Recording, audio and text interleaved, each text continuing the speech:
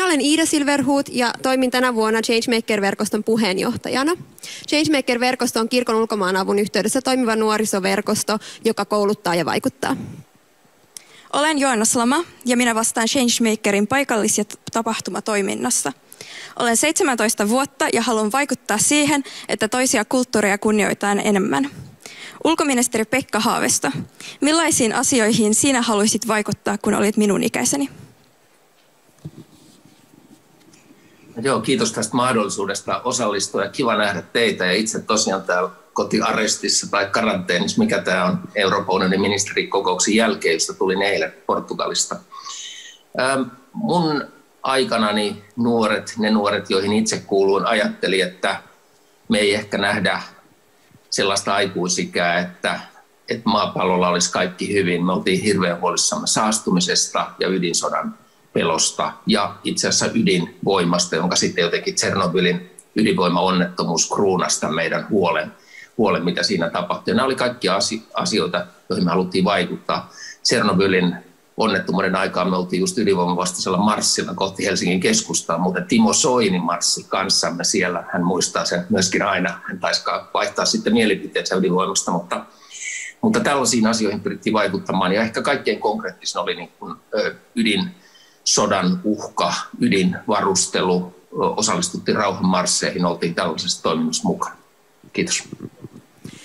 Joo, ja mä oon 24-vuotias ja mä haluan vaikuttaa siihen, että ilmastonmuutosta torjutaan nopeammin ja laajemmin eri yhteiskunnan aloilla. Ville Skinnari, mihin sinä haluaisit vaikuttaa, kun itse olit 24-vuotias? Niin, mä oon tässä ulkoministeri Pekkaa hieman nuorempi, eli minun aikana tietysti mieleen muistuu Berliinin muurun murtuminen. Meillä oli vielä Neuvostoliitto, mutta sitten toki liittyminen Euroopan unioniin ja olin hyvin kunnianhimoinen, halusin muuttaa maailmaa. Kävin toki keskustelua silloin jo päättäjien kanssa eri tasoilla, johtuen muun muassa siitä, että isäni oli aktiivipoliitikko. Mutta ehkä se kunnianhimon taso ja oma haluni oli siinä mielessä nuoren kannalta erittäin tervettä ja kunnianhimoista, mutta ehkä se realistisuus just siitä, missä nyt puhumme ehkä ministerinkin roolissa, että miten monimutkaisia ja moniulotteisia maailman ongelmat nyt ovat ja mitä monenkeskinen yhteistyö kaiken kaikkiaan, kansainvälinen yhteistyö tarkoittaa ja mitä me silloin teimme. Aivan samoja asioita ajoimme, mutta miten maailma on siitä muuttunut. Eli samaa tervettä ja raikasta kunnianhimoa minulla on edelleenkin, mutta pitää olla myös realisti siitä tilanteessa, missä nyt olemme. Jos mietitään tilannetta maailmassa, niin nuorten osuus maailman väestöstä on kasvussa. Esimerkiksi Afrikassa väestön ennustetaan kaksinkertaistuvan 2,5 miljardin asukkaaseen vuoteen 2050 mennessä. Lisääntyvä väestön kasvu tarkoittaa, että yhä suurempi määrä nuoria tarvitsee opiskeluoikeuden ja töitä, jotta he säilyvät luottamuksen tulevaisuuteen. Viime vuonna Suomi tuki useita Afrikan maita, esimerkiksi Somaliaa, Etiopiaa ja Mosambikia, kehitysyhteistyön varoin. Pekka Haavisto, miten Suomi tukee globaalin etelän nuorten koulutusmahdollisuuksia ja työnsaantia, eli miten nuori voi luottavasti katsoa tulevaisuuteen? Tämä on hirveän hyvä kysymys ja kun me usein puhutaan Afrikasta vaan niin kuin muuttoliikkeen ja pakolaisuuden ja siirtolaisuuden termein, niin me unohdetaan se, että mikä sitä pakolaisuutta, muuttoliikettä, siirtolaisuutta aiheuttaa. Ja yleensä se on se, että haluaa parempaan elämään, koulutukseen, työhön ja jos sitä ei omassa maassa tarjolla, lähdetään etsimään sitä ensin itse asiassa naapurimaista ja naapurialueelta, että Afrikan sisäinen siirtolaisuushan on paljon suurempaa kuin sieltä sitten Eurooppaan tulevaa.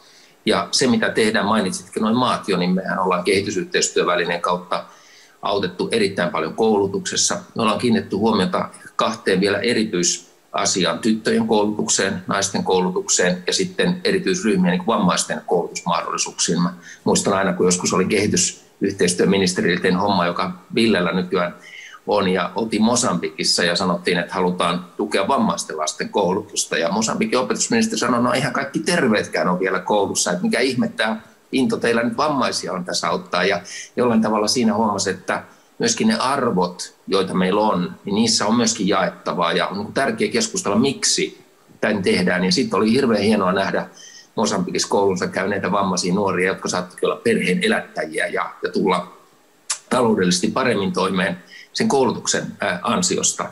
Ja tämä on se työ, jota pitää systemaattisesti tehdä ja ajatella sitä, että miten Afrikkaan syntyy ensin ne opiskelupaikat ja sitten ne työpaikat, joita tämä kasvava nuoriso tarvitsee. Ja täytyy olla Suomen yhtenä prioriteettina. Tietysti meillä on monta muutakin asiaa, jos halutaan, että nuoret on mukana. Nuoret rauha- ja turvallisuuspäätöslausuma YK:ssa on sellainen, joka mahdollistaa sen, että Suomikin on tukenut nuoria ja nuorten osallistumista esimerkiksi rauhanprosesseihin omilla alueillaan, omissa maissaan, joka sekin on tärkeä asia, koska se takaa sitten semmoisen turvallisen elämän siellä omalla kotiseudulla. Kiitos. Koulutushan on tapa osallistaa nuoret yhteiskuntaan, mutta nuoret täytyy ottaa myös tarkasti mukaan siihen päätöksentekoon. Niin Ville, kerro meille, että miten nuoret otetaan mukaan päätöksentekoon Suomen kehitysyhteistyössä? No tässä entinen kehitysministeri erittäin hyvin kuvasi tämän kokonaisuuden, eli kiitos Pekka siitä.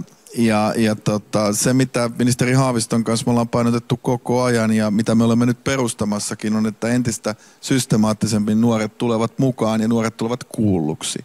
Ja se tarkoittaa tietysti niin kuin kehitysyhteistyötä laajemmin, jos me ajatellaan meidän demola-työtä, me ajatellaan meidän oikeusvaltiodemokratiatyötä, kaiken kaikkiaan kansalaisjärjestötyötä.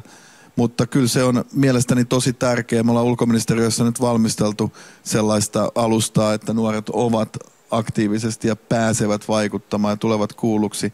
Ja kyllähän nämä esimerkit, mihin ministeri Pekkakin viittasi, niin kuin Ambitious Africa, loistava esimerkki, miten uusi sukupolvi Next Generation näkyy, kuuluu verkostona. Komissaari Jutta Urpilainen, suomalainen Brysselissä, painottaa erityisesti uuden sukupolven Next Generationin merkitystä. Mutta kyllä täytyy olla rehellinen, että meillä on töitä tosi paljon.